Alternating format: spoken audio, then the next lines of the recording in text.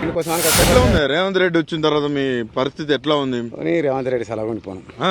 బాగా ఉన్నది మాకు రేవంత్ రెడ్డి వచ్చిన కాంచెల్. ఎందుకు అట్లా? ఏమున్నది, రుణమాఫీలు చేసిన అన్నాడు.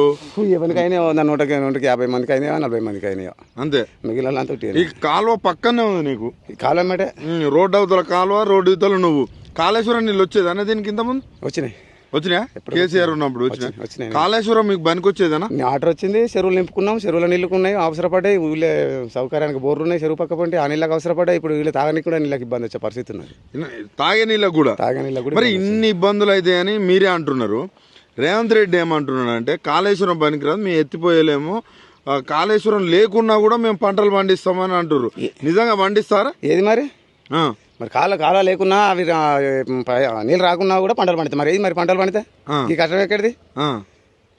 మార్పు అన్నారు. ఎట్టున్నదా మార్పు? ఏది మార్పు? మారిపోయి ఎవరి ముందు మార్పు, ఆడమైన మార్పు ఇది. ఏమిటి మార్పు అన్నారు, కాంగ్రెస్ రావాలన్నారు, రైతును రాజుని చేస్తా అన్నాడు. అయితట్టున్నా బిచ్చగాడు అవుతాడు. ఇంత చెప్ప పట్టుకొని ఇల్లు తిరిగి బదబాద ఎదుర్కొనే పరిస్థితి వచ్చింది ఇప్పుడు. మళ్ళీ వేస్తారా ఓటు? ఇంకానా మళ్ళా 34 వరకు నేనే అంటాను కదా.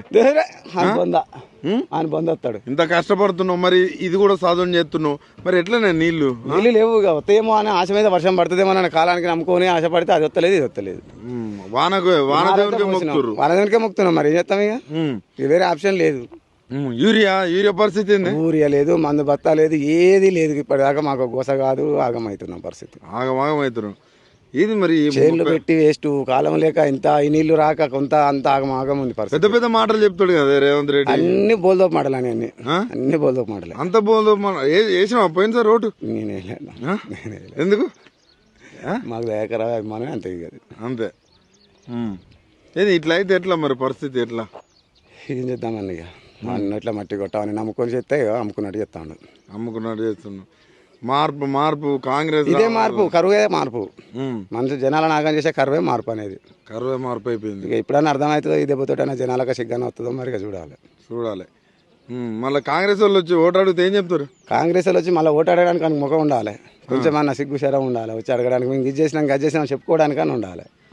అది ఏం చేసిండు అన్న మరి వచ్చి ఇప్పుడు 3 ఏళ్ళ కావస్తుంది, 3 ఏళ్ళ సర్వీసులు అది ఏం చేసిండు? ఏమనంటే రుణమాఫీ అంటే ఎవరికి 50 మందికి చేసి మిగిలిన 60 మందిని గాలికే వదిలేసిండు. ఎవరికి చేసిండు? రైతు భరోసా 15,000 అన్నాడు. రైతు భరోసా 3 కార్లు ఎగినాయి, దిగా 2 కార్లు వేసిండు. మొత్తం పెరుగు ఆయన గెలిచిన కానీ 2 సార్లు వేసిండు. మొత్తం అన్ని ఒకసారి వేసాడు అంటే 2 సార్లు వేసిండు, మిగిలిన సగం ఎగ్గొట్టే.